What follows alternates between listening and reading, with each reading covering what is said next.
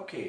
Donc, pour qu'est-ce qui a rapport avec l'historique de la méthode de purification avec la sauge, ou comment qu'elle est venue à nous à l'essentiel, je parlais à Monique un peu plus tôt, puis étrangement, elle ne se rappelle pas exactement de comment est-ce que ça a commencé. Parce que ce qu'elle me disait, c'est qu'au départ, elle faisait un rituel de smudging, puis qu'il y a eu des modifications qui ont été apportées par différentes personnes, dont elle, dont un grand-père aussi de la nation autochtone, algonquienne.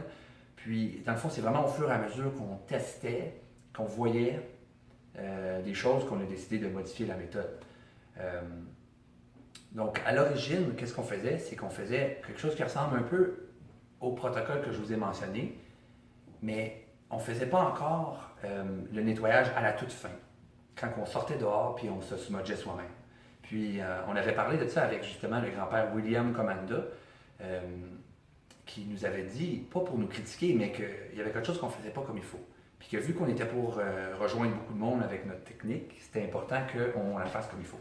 Puis c'est là qu'il nous a mentionné que c'était très important, quand tout était fini, qu'on aille dehors pour se smudger, pour laisser les énergies retourner dans la terre, puis pour faire sûr que la personne qui avait fait le smudge n'ait pas pris sur elle des choses qu'elle n'avait pas besoin. Une autre chose, un autre ajout qu'on a fait avec le temps, c'est Monique, elle a vu qu'en faisant un nettoyage énergétique, on créait un vide. Puis c'était important de remplir ce vide-là avec quelque chose. Donc il y a moyen de, quand on fait le smudging puis qu'on passe dans chaque pièce, d'aussi énoncer en même temps ce qu'on veut dans cette pièce-là. Exemple, ici c'est la paix, ici c'est l'harmonie.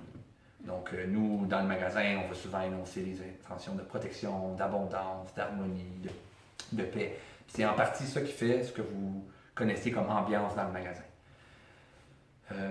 Par rapport à l'historique, ben, mon père est de nation algonquienne, puis je pense que c'est comme ça qu'on est venu en contact avec le grand-père Commanda.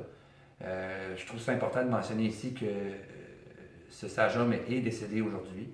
Il est passé de ça il y a quelques années, mais il est encore très présent avec nous, puis c'est en partie grâce à lui qu'on a cette méthode-là.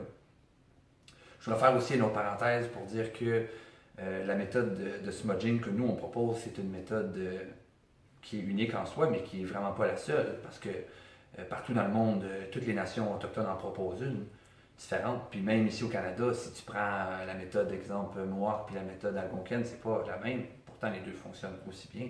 Donc, c'est à voir pourquoi. Donc, je suis certain que ça rapporte beaucoup avec l'intention qu'il y a dedans. Puis, je pense que c'est tout pour l'historique. Ouais, Qu'est-ce que tu en penses? c'est bon. Ok. Merci, Eric.